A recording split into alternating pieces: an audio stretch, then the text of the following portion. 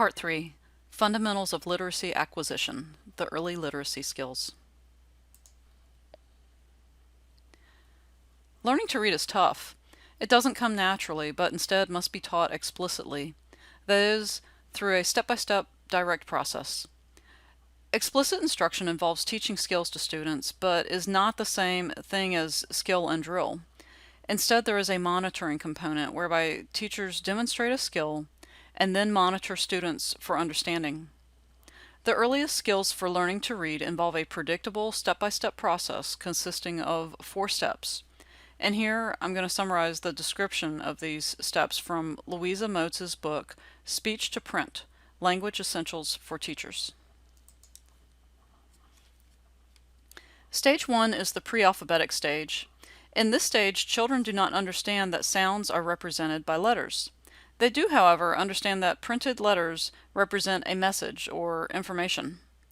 For example, when I was 7, I distinctly remember my mother exclaiming that my little sister Kelly, who was no more than 3 at the time, could read, because Kelly saw a McDonald's sign as we were driving down the road and said, "McDonald's." I hate to burst my mom's bubble, but my sister was not a child prodigy at age 3, although she did grow up to be very smart. No, Kelly had simply exhibited rote memorization of a visual pattern, which is an important skill in pre-reading. But at this stage, Kelly did not know the alphabetic principle, which is that letters correspond to sounds. In time, children do discover this fact, and in doing so, they move on to stage 2, which is the early alphabetic stage. Here, children grasp that alphabetic principle that letters represent sounds. They then begin to progress past this initial concept to understand awareness of phonemes. Phonemes are the individual discrete speech sounds that make up words. For example, in the phonetic spelling for the word cat, I have 3 phonemes, k, a, and t, which combine to produce the word. My ability to understand the 3 separate sounds that make up the word cat is called phonemic awareness. Once children grasp the concept of phonemic awareness, and we begin to actively teach them these sound-letter correspondences, we have moved on to teaching phonics. So a lot is happening at stage 2. Children have a strong grasp of the alphabetic principle, they have begun to demonstrate phonemic awareness, and they have begun to learn phonics. So this is a very exciting time, right? This stage typically happens around kindergarten. Stage 3 is the later alphabetic stage, in which children have greater proficiency with the skills acquired in stage 2. For example, now children can use their knowledge of phonemes to attempt to write the spelling of unfamiliar words. Likewise, they are able to sound out unfamiliar words encountered in the text based on their understanding of phonics. These skills of translating words from print to speech and deciphering new words by sounding them out, this is called decoding.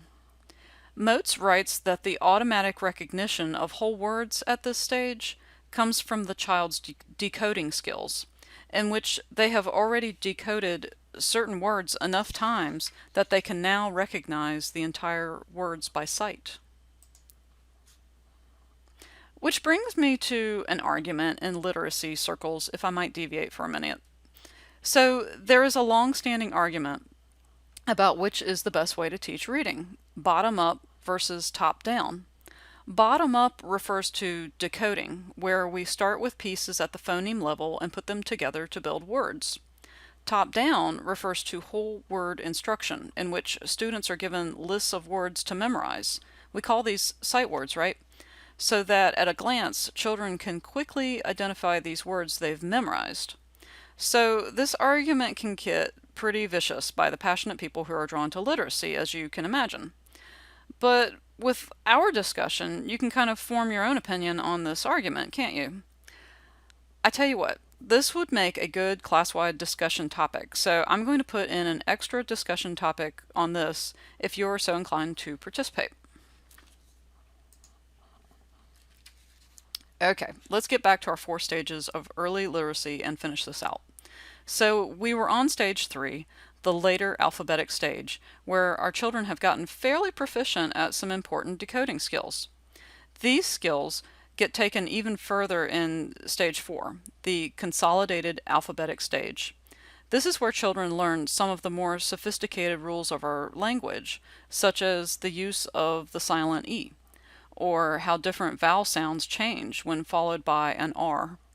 That is, they are learning the special relationships among sounds, spellings, and meanings.